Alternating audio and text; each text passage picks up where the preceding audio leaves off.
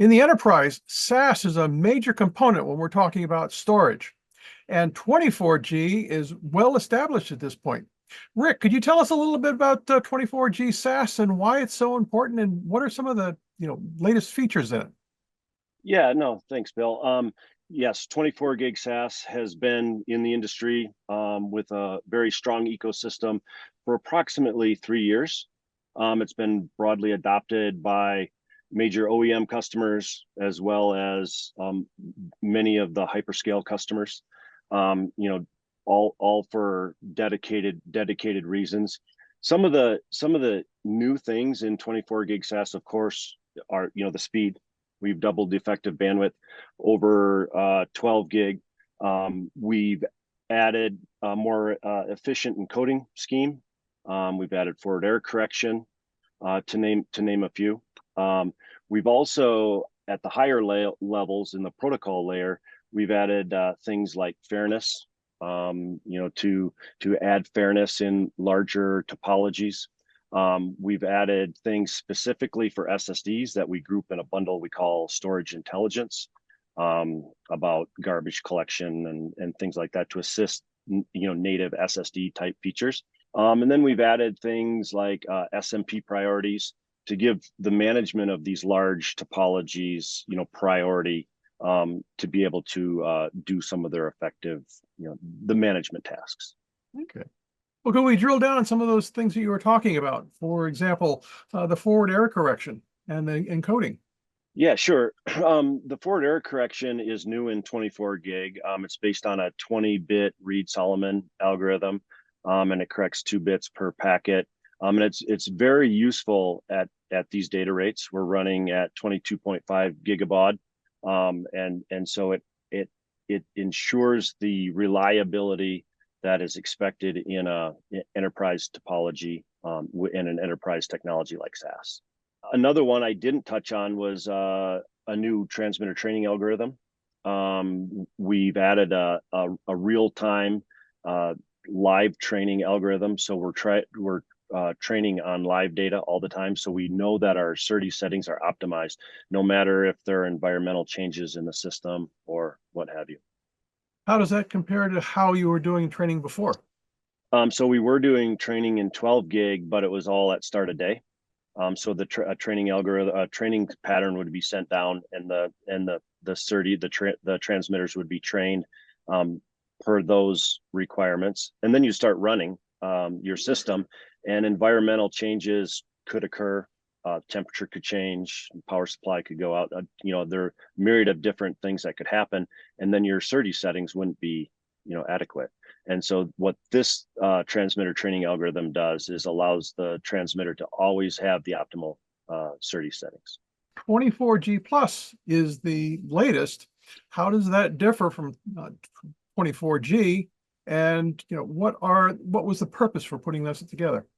At this point, our physical layer is staying at 24 gig at the 22.5. But on top of that, there's a lot of room for innovation and investments on top of that. A lot of features are being added on top of this on top of this physical layer. Features to support the modern hyperscale architectures, like command duration limits, like SMR, like logical depopulation, things like that. And so we wanted to be able to keep the evolution of SAS going, and so we branded these features as 24 gig plus. Okay, well, let's talk about some of those in particular. Let's start with the command duration limits. Why do we need those? Command duration limits are an interesting one. This grew out of an OCP effort, often known as OCP fast fail, where what was determined was that in these large data centers with a lot of HDDs, the tail latencies of some of these drives can cause problems, with service contracts and things like that. So to control the tail latencies of HDDs, we implemented command duration limits to enable to control some of those limits. And there are many good papers on it, and it's a very interesting technology, and it's being rolled out today. Now, SMR discs are becoming more popular because of capacity. What feature were you adding to make those things more effective? Yeah, so in the SCSI stack, there's actually a set of commands called zone block commands, or you'll hear them referred to as ZBC, that help control, manage the different zones on the drive. Because shingled magnetic recording is a little different than CMR in that everything has to be written sequentially, per zone. And so a lot of those features are encapsulated in ZBC and ZBC2. Okay. Now, there's another feature I don't think you had mentioned yet. Persistent connections. What are they? Why do you want them? And how do they work? Yeah, so no, that's an interesting one. This is a feature more dedicated toward SSDs, right? So every time a connection is opened and closed, there's some overhead, SAS overhead in that open and close. And so what persistent connections does is it opens a connection to a specific device like an SSD and leaves that connection open. And so that removes the overhead of the opens and closes. So you can use that that memory, that piece of storage very effectively without the overhead of that's typically associated with SAS. So I know 24G just came out, but where do you see SAS heading in the future? That's an interesting one. We're watching this very carefully, and we see inputs coming in from all different areas of the ecosystem. The CSPs, the hyperscalers are driving features, a lot of them around large HDDs, especially with the upcoming, enhancements of HAMR and, 30, 40 terabyte drives. There are going to be some features associated with that specifically for the hyperscalers.